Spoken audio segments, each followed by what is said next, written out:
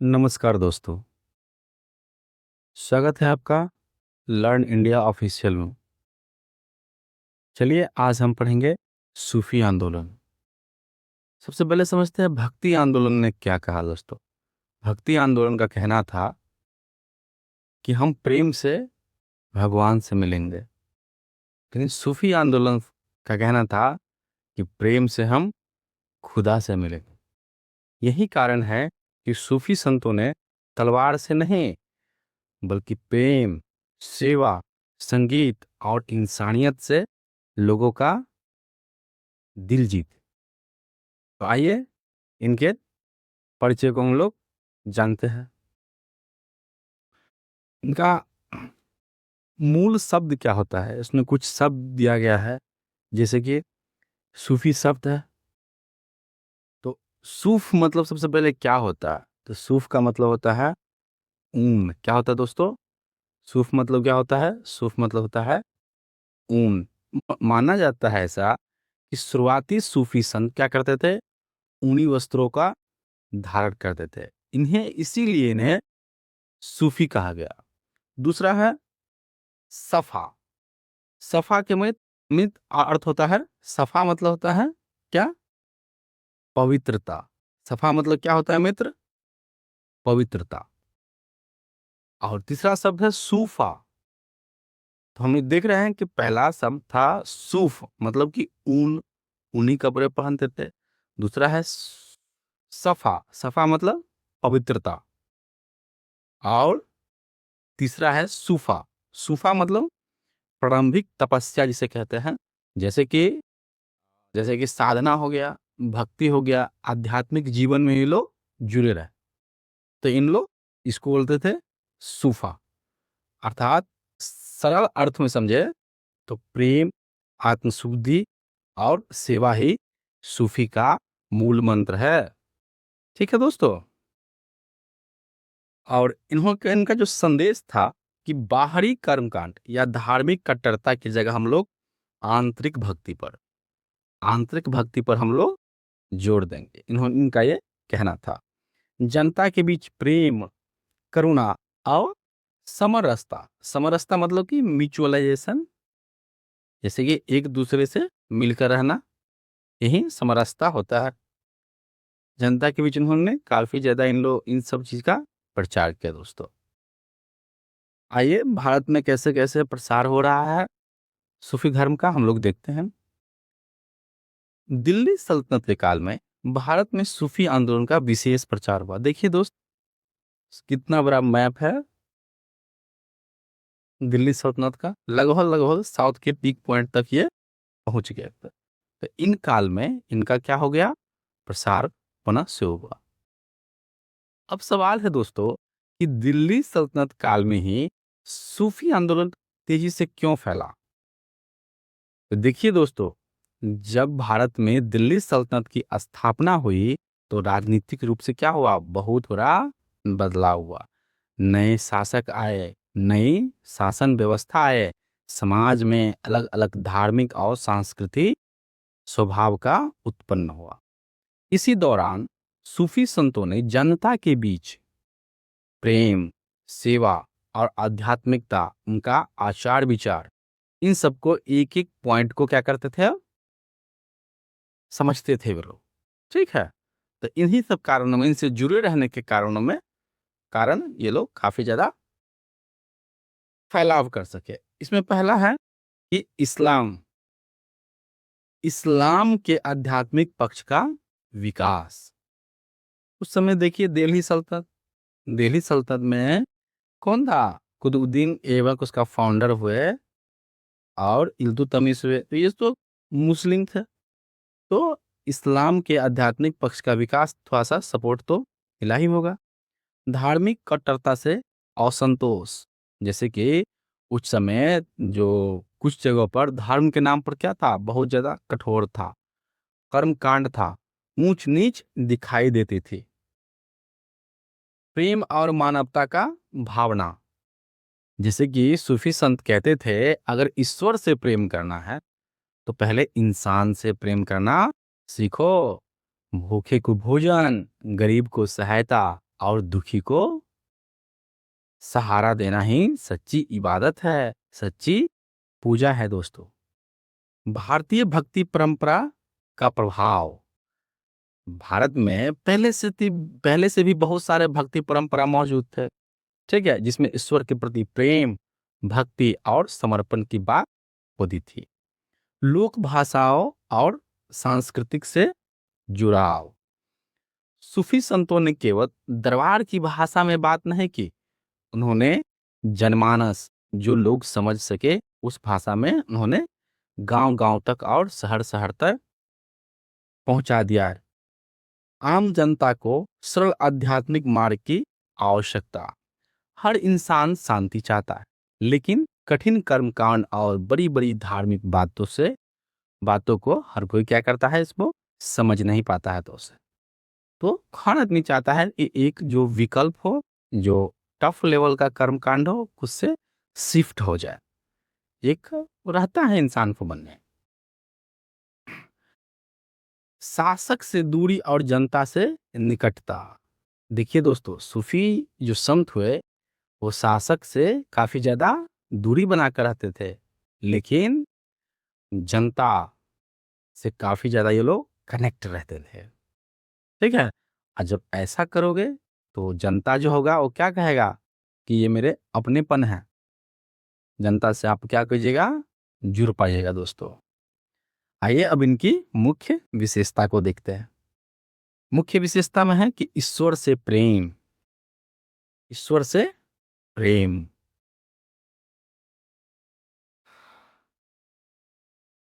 दूसरा है मानव की सेवा। सहिष्णुता। सहिष्णुता मतलब सभी धर्मों के प्रति उदार, जैसे कि अशोक अशोक दूसरा अकबर, ये लोग धार्मिक सहिष्णुता का पालन किया। पीर और मुरीद। पीर मतलब क्या होता है दोस्त? पीर मतलब टीचर, पीर मतलब टीचर, गुरु। और शिष्य, शिष्य डिसाइपल जिसे कहता है। खानका, आध्यात्मिक व सेवा केंद्र। खानका हम लोग देखेंगे भी, खानका बहुत ज्यादा डेवलप हो गया था आगे चल तो। समा और कव्वाली, संगीत द्वारा भक्ति। लोक भाषा, स्थानीय भाषाओं का प्रयोग किया गया। सत्ता से दूर, ठीक है, जितना भी भक्त ये संत हुए, सूफी संत, ये सत्ता से दूरी बनाकर रहे।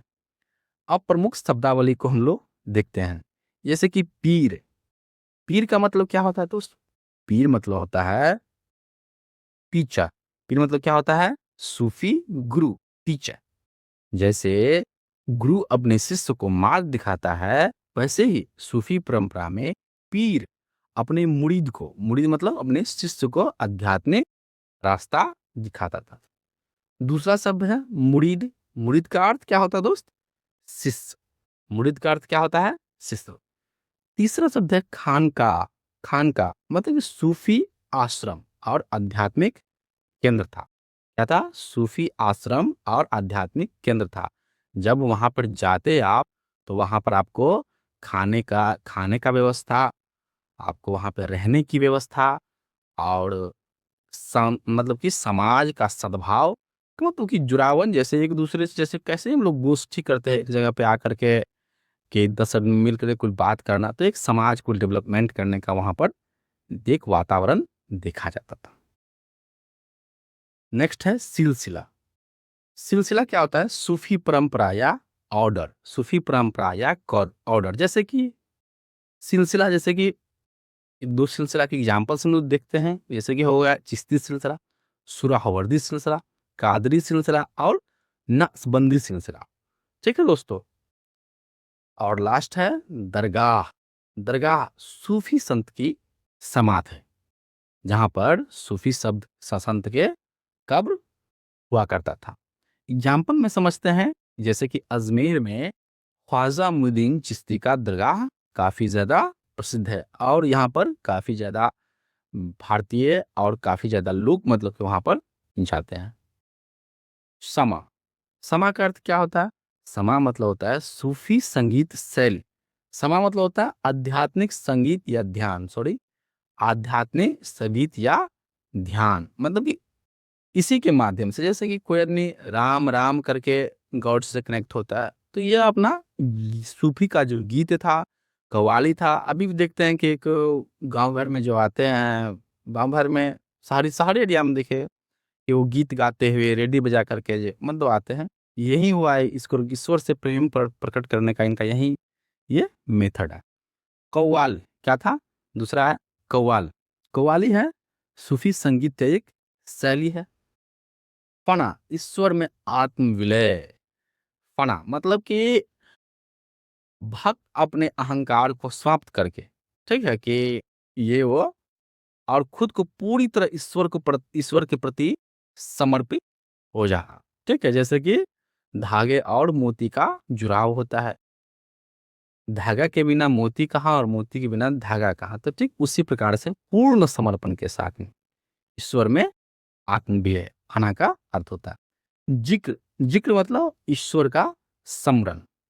जैसे कि अभी गांव घर में देखते होइएगा कि शिव चर्चा का काफी ज्यादा मतलब एक प्रचलन चला है। उसी तरह उसमें इसमें जिक्र का अर्थ है ईश्वर स्मरण करना, ईश्वर को याद करना। अब लास्ट है वली। वली मतलब ईश्वर का प्रिय या संत, ईश्वर का प्रिय या संत। तो बताइए, अभी हम लोग आपको एक क्वेश्चन कमेंट बॉक्स में कमेंट कीजिए कि गौतम बुद्ध का प्रिय शिष्य कौन था? कमेंट कीजिए दोस्तों। अब भारत में प्रमुख सूफी सिलसिले को हम लोग क्रमबद्ध सिलसिले एकदम क्रमबद्ध तरीके से हम लोग देखेंगे।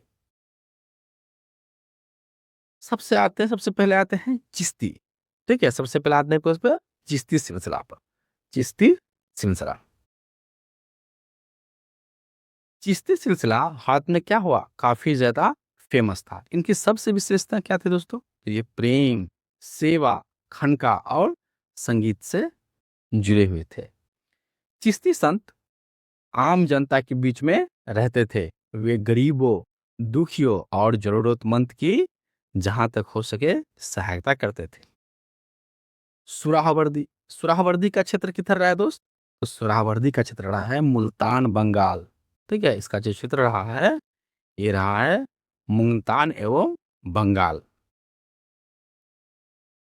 अब आता है कादरी सिलसिला। ये बात का प्रभाव, दारा सिकों से इनका संबंध है। तो बस याद रखना है मुख्य रूप से कि ऐसा कौन सा मतलब कि सिलसिला है जो दारा सिकों से संबंध रखता है। तो याद रखिएगा कादरी सिलसिला। अब है नक्शबंदी। नक्शबंदी सिलसिला, ऐसा ये जो नक्शबंदी सिलसिला था ये रूढ़िवादी था, जैसे कि कंजर्वेटिव इनका मेथड था नक्शबंदी का। इनका जो मेन संत हुए ये हुए शेख अहमद सरहिंदी। शेख अहमद सरहिंदी। अब थोड़ा सा डिटेल से समझेंगे कि चिश्ती सिलसिला सबसे लोकप्रिय क्यों हुआ। ठीक है दोस्तों, इससे काफी ज्यादा एग्जाम में प्रश्न आता है, इसे इसको ध्यान से देख लेते हैं। ये भारत में सबसे लोकप्रिय सूफी सिलसिला है चिश्ती सिलसिला। इन्होंने प्रेम, सेवा, सहिष्णुता पर बल दिया। सहिष्णुता मतलब सभी धर्मों को सम्मान करना। आम जनता से इनका गहरा कनेक्ट था। लोगों के बीच में जाकर के ये दुख, उनका सुख, उनको क्या क्या समस्या है, ये सारी चीज को सुन लेते। तो कनेक्ट होना ही है। खानका और लंगर व्यवस्था मतलब उनको रहने, खाने और अपने बातों पर एक दूसरे से शेयर करने का मौका मिलता था। मोइनुद्दीन चिश्ती को क्या कहा जाता है दोस्तों? तो मोइनुद्दीन चिश्ती को गरीब नवाज की उपाधि से सम्मान दिया जाता है। शासकों से दूरी बरम रखने की परंपरा, ऐसा कौन सा सिलसिला था, ठीक है, जो शासकों से दूरी रखते थे और जनता से कनेक्ट होते थे, नजदीक रखते थे? इस सिलसिला का नाम है चिश्ती सिलसिला। स्वाभाविक बात है, जब वो राजा का जो दूर रहिएगा तो पब्लिक से ऑटोमेटिक आपका जुड़ाव होगा और पब्लिक भी समझता है कि कौन मेरे नजदीक है, कौन मेरे दूर है। तो उनका प्रमुख संत को हम लोग देख लेते हैं। जैसे मोइनुद्दीन चिश्ती कहाँ से थे? अजमेर, अजमेर राजस्थान। कुतुबुद्दीन बख्तियार काकी, ये दिल्ली क्षेत्र से, दिल्ली क्षेत्र से। बाबा फरीद पंजाब एरिया में। और निजामुद्दीन औलिया दिल्ली। नसरुद्दीन चिराग ए दिल्ली, नसरुद्दीन चिराग ए दिल्ली कहाँ से थे? दिल्ली से थे दोस्तों। अब हम लोग नेक्स्ट को देखते हैं। नेक्स्ट है सुरावर्दी सिलसिला। कौन सा दोस्तों? सुरावर्दी सिलसिला। शासकों से दूरी चिश्तियों जितना नहीं रहा, ठीक है। ये शासक से जो दूरी था, जैसे कि चिश्ती सिलसिला की तरह, उतना ज्यादा दूरी इसमें नहीं था दोस्तों। और संगठन और अनुशासन पर इनका भी काफी ज्यादा जोर था। जैसे सुरावर्दी सिलसिला का जो क्षेत्र रहा है, ये पंजाब और सिंध क्षेत्र रहा है। कैसा दोस्तों? पंजाब और सिंध क्षेत्र रहा है। इसका जो लोकप्रिय, जो फेमस, जो मतलब जो रहा है, वो कौन रहा है? बहाउद्दीन जकारिया। बहाउद्दीन जकारिया, ठीक है, जो मुल्तान से रहा है। और जलालुद्दीन तबरेजी, इसका क्षेत्र पूछेगा दोस्तों तो इसका मानिएगा बंगाल। बहाउद्दीन जकारिया, ठीक है, ये सब काफी सिलसिले से मतलब कि फेमस है। बहाउद्दीन जकारिया कहाँ से थे? तो मुल्तान से। और जलालुद्दीन तबरेजी बंगाल से। अब है कादरी सिलसिला। क्या है दोस्तों? कादरी सिलसिला। इस सिलसिला का संस्थापक कौन है? अब्दुल कादिर जिलानी। क्या नाम है इनका? अब्दुल कादिर जिलानी। इन्हीं संस्था का संबंध दारा सिकोह से माना जाता है। आध्यात्मिक उदारता की धारा, ठीक है, ये आध्यात्मिक उदार संस्था थे। नक्शबंदी सिलसिला। नक्शबंदी सिलसिला ये अपेक्षाकृत अधिक क्या था? रूढ़िवादिता था, मतलब कि ये कंजर्वेटिव टाइप का था। जैसे कि एक जो संत हुए, जैसे शेख अहमद सरहिंदी। शेख अहमद सरहिंदी जो संत हुए, काफी ज्यादा इनका फेमस है। भारत ने प्रसार कौन किए? तो ख्वाजा बाकी बिल्ला और शेख अहमद सरहिम। इनका उपाधि रहा है मुजद्दी ए अलफ इस्तानी सान। नेक्स्ट दोस्तों, प्रमुख सूफी संत का को देख लेते हैं। इसे ख्वाजा मुइनुद्दीन चिश्ती कहाँ से थे? अजमेर से। इनका उपाधि गरीब नवाज। इसका संदेश क्या क्या था? संदेश था प्रेम, सेवा और मानवता। कुतुबुद्दीन बख्तियार काकी, ये इसका क्षेत्र था दिल्ली। दिल्ली में सूफी परंपरा के प्रसार में महत्वपूर्ण भूमिका निभाए। कौन? कुतुबुद्दीन बख्तियार काकी। बाबा फरीद। बाबा फरीद का संबंध किस एरिया से दोस्तों? तो इसका संबंध था पंजाब से। पंजाब से। इनका जो कुछ जो डिटेल्स जो मिलता है, ये गुरु ग्रंथ साहिब में मिलता है। निजामुद्दीन औलिया। निजामुद्दीन औलिया का क्षेत्र कहाँ था? दिल्ली। और इनका ही कथन था कि हुनूज दिल्ली दूरस्थ। इनको कोई मारने के लिए आ रहा था, तो ऐसे ही ये बोले थे कि हुनूज दिल्ली दूरस्थ। इनका जो शिष्य है अमीर खुसरो। अमीर खुसरो ये काफी ज्यादा पॉपुलर है। इन्हें पैरेट ऑफ हिंद कहा जाता है, अमीर खुसरो। चलिए अब देख लेते हैं अमीर खुसरो के सांस्कृतिक समन्वय के साथ कैसा कैसा जुड़ा हुआ था। अमीर खुसरो महान कवि, संगीतज्ञ और सांस्कृतिक समन्वय के क्या थे? ये प्रतीक थे। सांस्कृतिक, वे निजामुद्दीन औलिया के प्रिय शिष्य थे। हिंदवी भाषा, कव्वाली और संगीत परंपरा से उनका जुड़ाव था। मध्यकालीन भारत में फारसी और भारतीय सांस्कृतिक तत्वों का मेल का उदाहरण है। तो बस एग्जाम फैक्ट याद रखना है। निजामुद्दीन औलिया का संबंध किससे है? निजामुद्दीन औलिया के शिष्य कौन है? अमीर खुसरो। और कव्वाली परंपरा से भी ये जुड़े थे।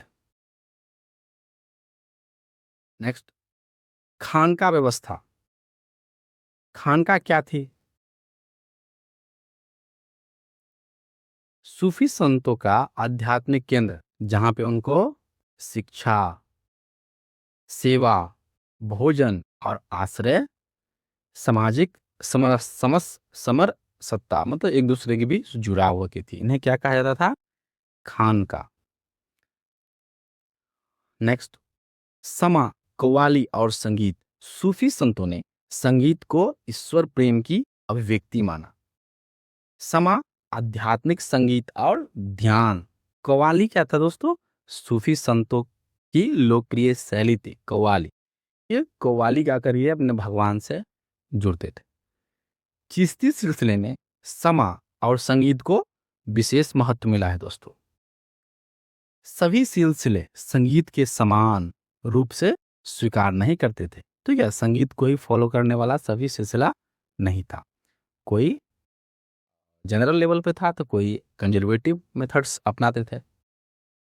सूफी आंदोलन और उनके भक्ति आंदोलन से देख लेते हैं हम लोग, एक कंपैरिजन देखते हैं कि सूफी आंदोलन का मुख्य विचार था क्या? ईश्वर से प्रेम कर, ठीक है, लव टू गॉड, और ईश्वर भक्ति, ठीक है, ईश्वर को भक्ति कर। इसमें गुरु को क्या कहते थे? पीर कहा जाता था, और इसमें गुरु को गुरु ही कहा जाता था। शिष्य को मुरीद कहा था। सूफी आंदोलन में शिष्य को मुरीद कहा जाता। और भक्त, इसमें भक्ति आंदोलन में भक्त या शिष्य। केंद्र खानका। खानका समझिए क्या दोस्तों, कि मतलब कि जहां पर रहने, खाने और उनको कोई प्रॉब्लम हो तो सपोर्ट करने और अपने विचार को एक्सप्रेस करने के जगह को हम लोग क्या कहते हैं? खानका। इसी का जो सिनोनिम बोल सकते हैं भक्ति आंदोलन में, ये मठ बोल सकते हैं या संत परंपरा। मठ में भी यही सब होता था, गोष्ठी, एक दूसरे सब मिलकर रहते थे, अपने विचार को आदान प्रदान करते थे मठ में। माध्यम समा या कव्वाली, गॉड से जुड़ने का रास्ता जिसे कहते हैं। ये सूफी संत समा और कव्वाली से जुड़ते थे, और इस भक्ति आंदोलन में भजन और कीर्तन से गॉड से जुड़ाव होता था। इनमें भाषा उपयोग हुआ फारसी भाषा और लोक भाषा। इसमें लोक भाषा मुख्य रूप से भक्ति आंदोलन में लोक भाषा का इस्तेमाल हुआ। प्रभाव क्या क्या रहा? तो सांस्कृतिक समन्वय स्थापित करने में सफल रहे, और इन्होंने सामाजिक सुधार लाए भक्ति आंदोलन में। सामाजिक और सांस्कृतिक प्रभाव, जैसे कि धार्मिक सहिष्णुता बढ़ी। धार्मिक सहिष्णुता बढ़ी मतलब कि सभी धर्मों को लोगों के अंदर रिस्पेक्ट करने का वो आया, कहने का मतलब कि प्रवृत्ति आया। हिंदू मुस्लिम सांस्कृतिक संपर्क बढ़ा। गरीबों और वंचितों को सम्मान मिला। खानका सामाजिक सेवा केंद्र बने, और सामाजिक सद्भाव और भाईचारा बढ़ा। अब सांस्कृतिक प्रभाव में देख लेते हैं तो हिंदवी भाषा के विकास में प्रमुख योगदान रहा है सूफी आंदोलन का। संगीत और कव्वाली की परंपरा, दरगाह संस्कृति का विकास हुआ, और स्थानीय रीति रिवाजों से समन्वय डेवलप हुआ। सूफी आंदोलन की सीमाएं क्या थी दोस्त? इनकी सीमाएं थी कि समाज और वर्ग को जाति व्यवस्था जो थी पूरी तरह को समाप्त नहीं कर पाए, एक सीमित स्तर तक ही प्रभावित कर पाए। सभी सूफी सिलसिले समान रूप से उदार नहीं थे, ठीक है दोस्तों? सभी सूफी सिलसिले समान रूप से उदार नहीं थे, कुछ टफ भी थे। कुछ सिलसिले सत्ता से जुड़े रहे, समझे ना? कुछ जो सिलसिले थे सत्ता से भी कनेक्ट रहे, सभी दूर नहीं रहे। और समय के साथ दरगाहों में भी क्या हो गया? कर्मकांड बढ़ गया। यानी कि मतलब कि एक परमानेंट जो मेथड रहता है, स्टाइल रहता है करने का, वो मतलब कर्मकांड बढ़ गए। राजनीतिक संघर्षों को पूरी तरह रोक नहीं सके। हर चीज का एक टाइम आकर के लिमिटेशंस आ ही जाती है दोस्तों। अब देख लेते हैं प्रीलिम्स के लिए बहुत महत्वपूर्ण फैक्ट है दोस्त, इनको आप पूरा एकदम ध्यान सुनिए। सूफी आंदोलन ईश्वर से प्रेम एवं ईश्वर से प्रेम और आत्मशुद्धि पर आधारित था। सबसे लोकप्रिय सिलसिला चिश्ती सिलसिला, क्योंकि ये शासकों से दूरी बना करके गांव में लोग से कनेक्ट हुए थे। मोइनुद्दीन चिश्ती का संबंध कहाँ से है? अजमेर राजस्थान से, और इनका जो उपाधि है गरीब नवाज। कुतुबुद्दीन बख्तियार काकी, इनका संबंध कहाँ से रहा? दिल्ली से। बाबा फरीद का संबंध कहाँ है दोस्तों? पंजाब से। निजामुद्दीन औलिया दिल्ली, ठीक है। इनका जो प्रसिद्ध लाइन है, दिल्ली दुरस्त अस्तु। अमीर खुसरो निजामुद्दीन औलिया के शिष्य थे। निजामुद्दीन औलिया के शिष्य थे अमीर खुसरो। अमीर खुसरो देखिए होगा कि बहुत सारे सुल्तान का ये शासनकाल में अपना सेवा दिए थे। बहाउद्दीन जकारिया ये से सुराहवर्दी सिलसिला से ये जुड़े हुए थे और उनका क्षेत्र जो था मुल्तान में खानकाह सूफी आध्यात्मिक केंद्र थे। सूफी आध्यात्मिक केंद्र, जैसे कि भक्ति आंदोलन का था मठ हुआ करता था, वैसे ये खानकाह सूफी आंदोलन के केंद्र थे। पीर तो गुरु बुलाता था और मुरीद को शिष्य। समा सूफी संगीत और ध्यान, जैसे कि देख ही रहे कि गॉड को लोग प्रणाम ये उसी पर सूफी समा होता था। कव्वाली सूफी संगीत शैली, जैसे कि समझ सकते हैं कि भक्ति आंदोलन में भक्ति होता था, भजन, ठीक है, उसी प्रकार से वो। शेख अहमद सरहिंदी ये नक्शबंदी सिलसिला से जुड़े हुए थे। शेख अहमद सरहिंदी। अब आते हैं दारा सिको। दारा सिको का संबंध किससे था दोस्तों? कादरी सिलसिला से। इसको याद रखिएगा, दारा सिको का संबंध किससे था? कादरी सिलसिला से। धन्यवाद दोस्तों हमारे साथ जुड़ने के लिए। चैनल को लाइक कीजिए, सब्सक्राइब कीजिए और शेयर कीजिए। और अगला वीडियो किस टॉपिक पे चाहिए आप हमें कमेंट बॉक्स में कमेंट कर सकते हैं। और कोई अगर सुझाव हो, कोई सलाह हो, किस प्रकार का कंटेंट चाहिए, कंटेंट में क्या चाहिए, ठीक है, टॉपिक रिलेटेड में और डिटेल्स चाहिए या फिर मतलब कि थोड़ा सा टॉपिक पर ज़्यादा सीमित रहे, ये आप हमको कमेंट बॉक्स में कमेंट कर सकते हैं। Thank you. जय हिंद।